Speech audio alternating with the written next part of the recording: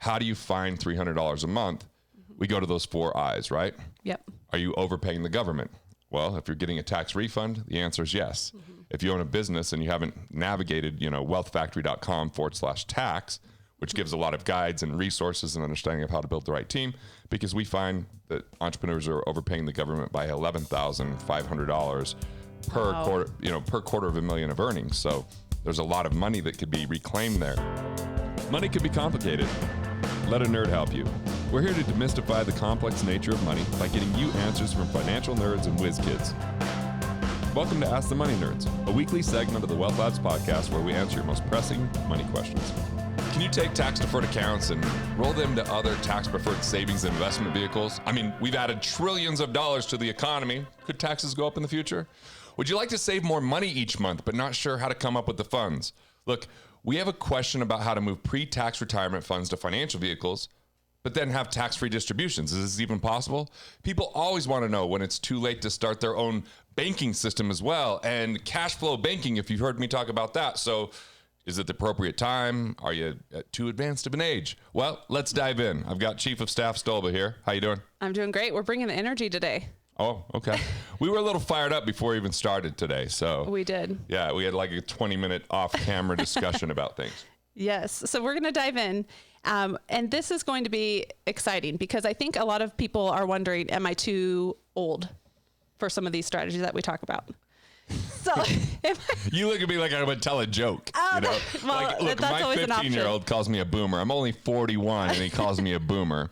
And my 12-year-old's constantly telling me about how old I am. I always remember being the young person, Stolba. And now I'm the old person, apparently. I'm still the young person, so I'm excited about that. Barely. You're barely hanging on. Barely. Oh, no. So here we go. I'm ready to dive in, make some, answer some questions here. Okay. So Robin's question today says, I'm very interested in cash flow banking. However, I have been told by your staff at my age of 58, I would need to deposit $300 or more per month, and I cannot do that at this time. I will be retiring from teaching within the next year. Can I roll my pre-tax retirement funds into a cash flow banking account as a lump sum in an effort to play catch up? All right. A couple things there. You have an opportunity right now. One time that when you retire, you can move that over to a Roth type of vehicle. The problem is you'd have to pay taxes on that in order to roll it over. It might make sense for a couple reasons. Number one, tax rates are relatively low right now. And if it was your first year of retirement, that might be less income. So you might have got hit with a lot of tax. And then if taxes go up in the future, you're not going to be subject to those increased taxes. Yeah. The downside is you have to come up with the money for the taxes. Now, if you're over 59 and a half, which, she's going to be, no problem. She or he. Robin can be a name for either one. But right.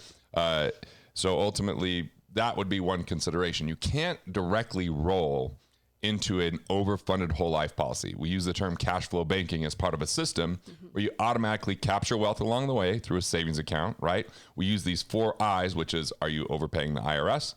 Are you overpaying on interest? Are you overpaying on investment fees? And are you overpaying on insurance costs? So we find that money to kind of fund that account. And then we start moving that into an overfunded cash value policy. That's what makes it cash flow banking, because now you have this cash value you can use for other investments when they come up or paying things off. But now you're kind of operating a little bit more with your own banking system.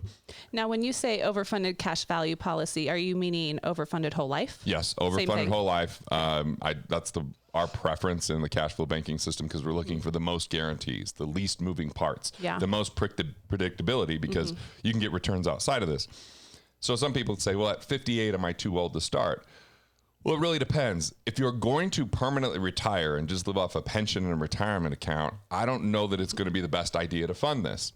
If you're going to continue to earn an income, then this could be a great place to put your savings. Yeah. And get a much better return. But you've got to have kind of a ramp. You've got to be able to fund this for a few years, because in the upfront years, there's these upfront costs. Yeah.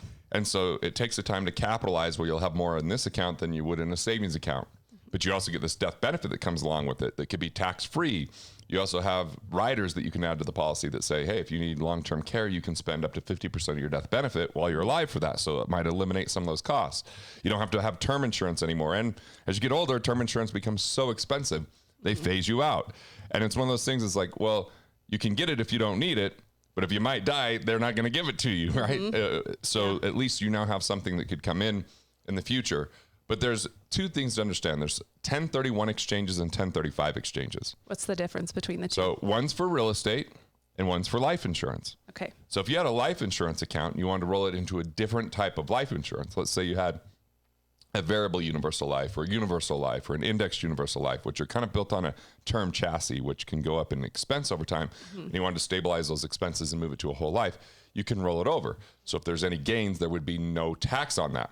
With real estate, let's say that you're going to sell some real estate. You know, I just set up a closing on some land. I just hopefully will sell this in a second. I'm not doing the wisest things with what happens from the proceeds of the sale.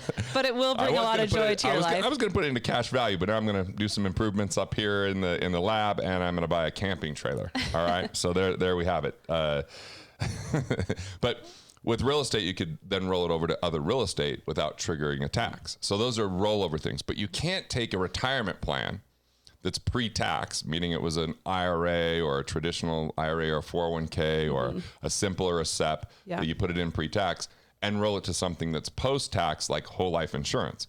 Now, there are these plans out there called 419 AF of 6, right? So if you think about it, 401k, this is the 419 code, right? Yep. Or the 412I code, which was ways that people could fund life insurance with pre-tax dollars. A lot of people abused the 419 plan, Stova, and guess what happened? They got in trouble. Yeah. Because they were using it as a abusive way to get a tax shelter, and they didn't do everything they were supposed to do. And I know people that lost homes over this. Oh, wow. 412Is, it's usually for an employer, and they have to issue insurance to their employees. And there's a lot of complexity and upfront expenses in those plans. So I'm not really a big fan of them. So is there a way to maybe roll those things? Maybe, but I wouldn't never touch it. I don't even worry about studying that. So the answer is really, you can't just move this pre-tax plan into cash flow banking. Okay. What you have to do is start moving it over slowly. And yes, you can do something called a PUA or paid up addition or a lump sum into a life insurance plan. Yeah. But there's limitations as to how much you can put in based upon how much insurance you have, because there's something called MEC limits, MEC, modified endowment contracts, right? Yep. So if you put too much money in, the government goes, let's hold on here. We're giving you too much tax advantage. We have to take some of those things away. And they start operating as more like tax deferred vehicles rather than the tax-free vehicles that you can kind of create right now. What would be like too much money? Are we talking 10 grand? It depends on your death benefit, right? Okay. So there's a corridor that they determine based upon your age and the amount of death benefit. So back in the day, in the late 1970s, early 1980s, E.F. Hutton was this brokerage firm, and they invented universal life. And people could get these really small death benefit policies and just stuff millions of dollars in there so they didn't have to pay tax on their gains. And it was a time when interest rates were double digit. You could go get an 11, 12, 13% CD. But then at the same time, when you want to get a mortgage, pay 15, 16, 17%. So not necessarily exciting on that side. But people could now put it into these plans, stuff a bunch of money in there, and the government said, like, we need to change the rules here. You can't just put unlimited amounts in here. We want people to have life insurance, so if something happens to them, they don't get stuck on a government program. Their families can be taken care of. So we'll give tax favor and incentives around that, but not so much that you just don't pay any tax on any gains. So they created those corridors. So if you have a $100,000 death benefit, you could probably put $10,000 in, no problem. But you couldn't put $50,000 in without triggering those limits. So there's a thing called a 7-pay test where you can pay the maximum amount for 7 years and then it's paid up. It's the maximum that you could do. 7-pay test. Yeah. So that, you didn't even know all this knowledge is somewhere kicking around in the real estate of my head. You never know. So the answer would be you would slowly do this over time, and you got to make sure you have enough cash flow to fund this, because if you don't fund it for, I would say 7 years, then it might not be worth getting at this stage of the game. Now, it depends on each person's situation, and probably the reason you have to be putting $300 in for the person asking the question is so that enough is going to cash value versus just the death benefit. Yeah. Right? So that's part of it. Now, we've talked about 1031s and 1035s. You can definitely roll over from a traditional IRA to a self-directed IRA, and that gives you more opportunity to invest in things, but it's still in that kind of tax-deferred structure. I think the important thing is, if we're really trying to figure out how do you find $300 a month, we go to those 4 I's, right? Yep. Are you overpaying the government? Well, if you're getting a tax refund, the answer is yes. If you own a business and you haven't navigated, wealthfactory.com/tax, which gives a lot of guides and resources and understanding of how to build the right team, because we find that entrepreneurs are overpaying the government by $11,500 per quarter, per $250,000 of earnings. So there's a lot of money that could be reclaimed there. The second I is interest, and we'll talk about the 3 R's there. So look to restructure your loans because interest rates are so low right now, right? You could even renegotiate your interest rates where you might not have to refinance. There's streamlined refinances or, and then reallocate. Do you have any, maybe this retirement fund isn't performing really well right now. Could you pay off higher interest rate loan that would free up that cash flow so you could fund your cash flow banking system? So, restructure, renegotiate, or reallocate are the 3 R's. Yeah. Then the third one is on the investment side. Self-directed IRAs, once you retire and roll that over, might have lower fees than some other retirement plans. Now, a teacher might have a 403B or a thrift savings account that might be, there's firms that have really, really low fees in those structures. So it just kind of depends. Yeah. And then I just really want to kind of point out deferring tax is dangerous. Even the person that I don't enjoy listening to, Susie Orman's now warning people about deferring taxes. Yeah, she changed her position recently, didn't she? Yeah, maybe she read Killing Sacred Cows, I bet she did. So who hasn't? So the problem with deferring tax is we don't know what taxes are going to be like in the future. And when someone tells you, well, you'll be in a lower tax bracket in the future, I hope not, because it means you have less money. And if someone says, well, you can live off 70% of what you had during your earning years, well, if you have more time free to go spend money, that's not necessarily, and I've always found a luxury once enjoyed becomes a necessity. Yeah. So my lifestyle continues to increase. I don't want to have less money to finance or fund that. Yeah. And inflation's not taken into account in those situations. It's going to be bad, Stolva. Inflation's going to be ugly. When you pump as much money as we have, trillions of dollars. After we are already $23 trillion in debt. Like $1 million would take a long time for us to count to. Yeah. All right. Long time. Try to count to $1 billion.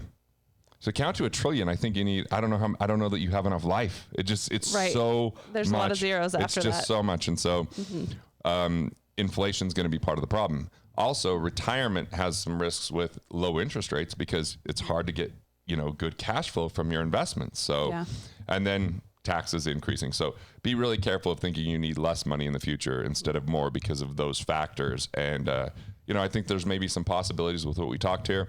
I'm just going to give a shameless plug here. I think people should go to budgetingsucks.com. It's my newest book.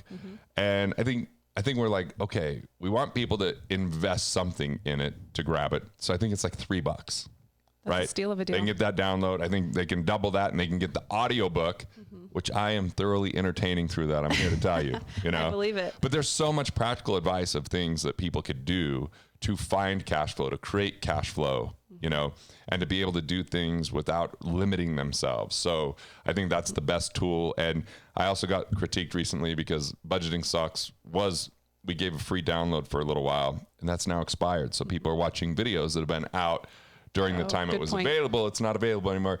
And shame on me for trying to make money, Stolva. I'm such a terrible human $3.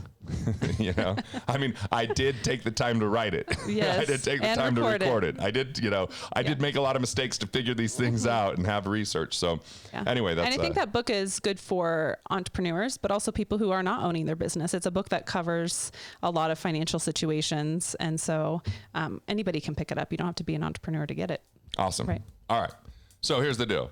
We've given some resources: Roths, rollovers, 1031s, 1035s, finding cash flow with the 3 R's, the 4 I's, transferring funds slowly from a tax-deferred account to a more tax-free thing. It would be very useful, and you go to budgetingsucks.com. All right, this is Garrett Gunderson. Remember, turn your thoughts into profits and build the life you love.